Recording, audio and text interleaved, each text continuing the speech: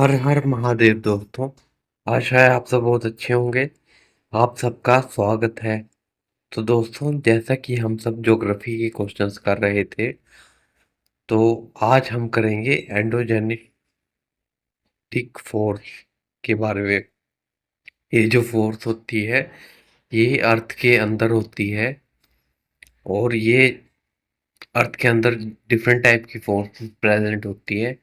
एक होती है एंडोजेनेटिक और एक होती है एक्सो। जो एक्सो होती है ये बाहर लगती है अर्थ के, और जो एंडोजेनेटिक होती है ये अंदर होती है अर्थ के। और जैसे कि कोई भी मतलब चेंजेस होंगे धरती के अंदर, वो एंडोजेनेटिक फोर्स के परिणाम स्वरूप ही होते हैं। जैसे कि अर्थक्वेक जो होता है ये भी एक मेन एंडोजेनेटिक फोर्स ही है। और आपने जैसा कि देखा होगा, अर्थक्वेक से रिलेटेड बहुत ज़्यादा क्वेश्चंस आते हैं। तो आज हम सब वो मेन क्वेश्चंस डिस्कस करेंगे। तो सबसे पहले तो अर्थक्वेक होता क्या है? ये जो अर्थक्वेक होता है, जब जैसे धरती जब सडन सडन चेंज या सडन शेकिंग ऑफ अर्थ, इसे बोलते हैं अर्थक्वेक। और यदि हम फिजिक्स की उसमें देखें, तो जो पोटेंशियल एनर्जी होती है, जब वो काइनेटिक एनर्जी में बदलती है तो उसे अर्थक्वेक कहते हैं। वैसे मेन रीजन क्या होता है अर्थक्वेक आने का? तो ये हमारे अर्थ के नीचे जो है टेक्टोनिक प्लेट्स हैं। और जब ये टेक्टोनिक प्लेट्स आपस से एक दूसरे में टकराती हैं तो अर्थक्वेक आता है। टोटल जो है पूरे वर्ल्ड में 21 टेक्टोनिक प्लेट है, लेकिन मेजर जो है 7 टेक्टोनिक प्लेट को माना जाता है। अब जो स्टडी ऑफ अर्थक्वेक है, इसे क्या कहते हैं? इसे कहते हैं सिस्मोलॉजी। ठीक है।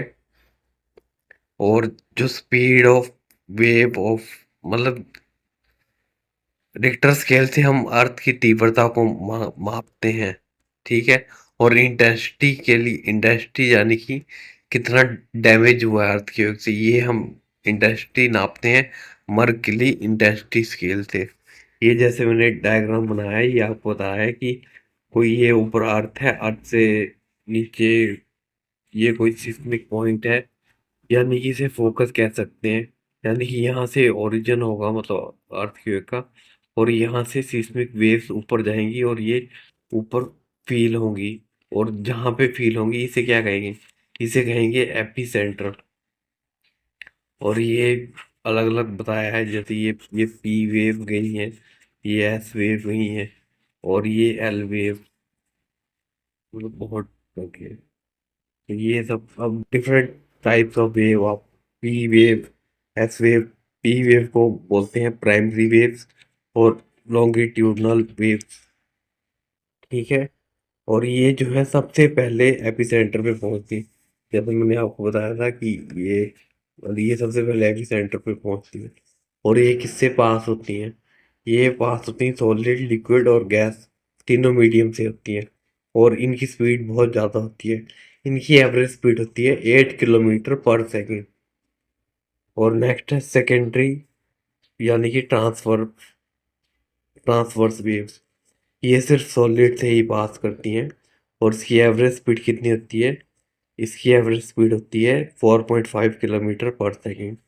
और नेक्स्ट जो है वो है सरफेस वेव्स, और ये सबसे खतरनाक होती हैं। इन्हें लॉन्ग पीरियड वेव भी कहते हैं।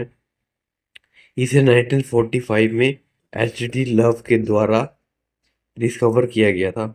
और ये किस किस से पास होती है? ये पास होती है लिक्विड और गैस, ये इन दो मीडियम से पास होती है।